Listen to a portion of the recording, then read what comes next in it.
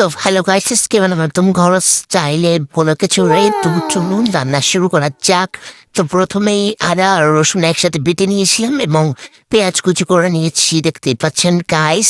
তারপরে বুটের ডাল ভালো করে ধুয়ে এখন সিদ্ধ সিদ্ধ দিব গাইস, কারণ বুটের ডাল সিদ্ধ হতে সময় লাগে। এখন এটা কিসের ডাল আমি জানি না, হয়তো মুসুরির ডাল। এখন এটাও সেটা আমি জানি, এটা হয়তো বা মুগের ডাল ভেজে নিচ্ছে গাইস। তো ভাজাভাজি হয়ে গিয়েছে, ডাল ভালো করে ধুয়ে নেবে গাইস। এর ফাঁকেই পোলার চাল ধুয়ে নিচ্ছে। এখানে আমরা চিনি গুঁড়ো পোলার চাল নিতে নিয়েছি, আপনারা যে কোনো চাল নিতে পারেন।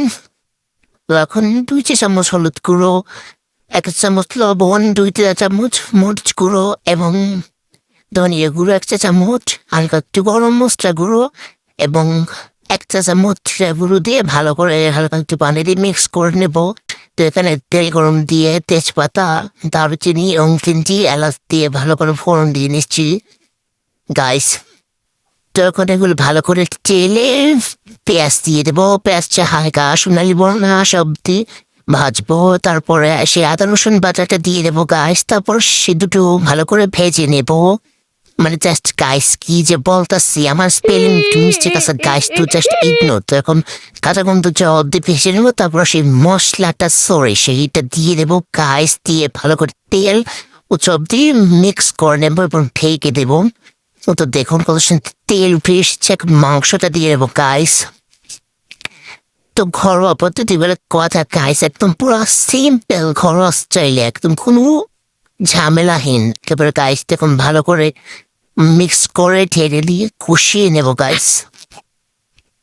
দেখুন এখানে মোটামুটি কষানো হয়ে গিয়েছে। এর ফাঁকে আলু দিয়ে দিয়েছে, আলু দিয়েও কষিয়ে নেবো গাইস ভালো করে।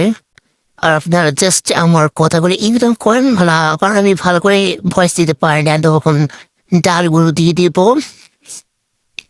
ডালগুলো দিয়ে ভালো করে মিক্স করে নেব এবং বুটের ডাল দিতে মনে হচ্ছে না, পরে দিয়ে দিচ্ছি গাইস। দেখুন ভালো করে তখন ভালো করে মিক্স করে নিয়ে ঢেকে দিব, প্রায় 15-20 মিনিটের মতো রেখে দিয়েছিলাম গাইস। এখন ভালো করে নাড়াচাড়া দিয়ে পোলার চাল দিয়ে দেবো। পোলার চালটা দিয়ে 2 থেকে 3 মিনিটের মতো ঢাকা দিয়ে দিয়েছিলাম। তো এখন জল দিয়ে দেবো গাইস। আমি কোথায় কোথায় গাইস কেছি বলছি, কারণ আমি তো সেটাই বুঝতেছি না। জাস্ট আমার ইগনোর করেন, আমি ভয়েস দিতে পারি না। কাঁচামরিচ দিয়ে ঢেকে দেবো। তো এখন দেখুন আমার ভুনা খিচুড়িটা জাস্ট ওয়াও হয়েছে গাইস, জাস্ট ওয়াও।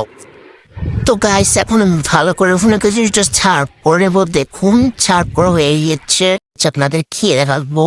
আর আমার রেসিপি ভালো লাগলে অবশ্যই আমার পেজে ফলো দিয়ে রাখবেন এবং লাইক কমেন্ট করে পাশে থাকবেন।